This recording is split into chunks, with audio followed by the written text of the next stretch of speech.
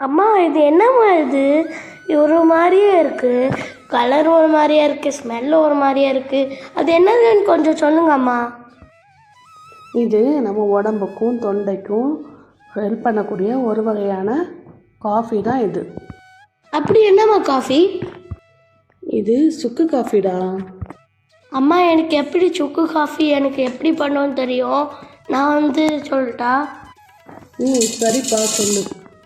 4 tablespoon coriander seed, 2 tablespoon ஜீரகம், 2 tablespoon நம்ம pepper போட்டுக்கலாம், 2 துண்டு சுக்கு, அப்புறமா நம்ம எல்லாம் மிக்ஸி ஜாரில் போட்டு நம்ம நல்லா பவுடர் ஆக்கிடலாம்.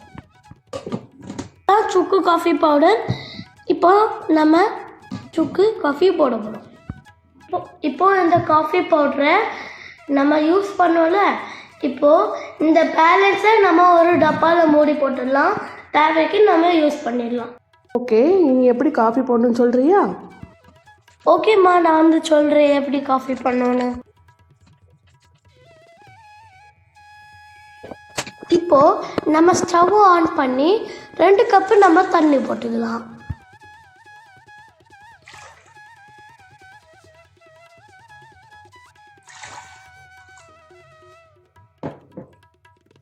தண்ணி கொதிச்சோடனே நம்ம ஒரு டீஸ்பூன் நம்ம சுக்கு காஃபி பவுடர் போட்டுக்கலாம்.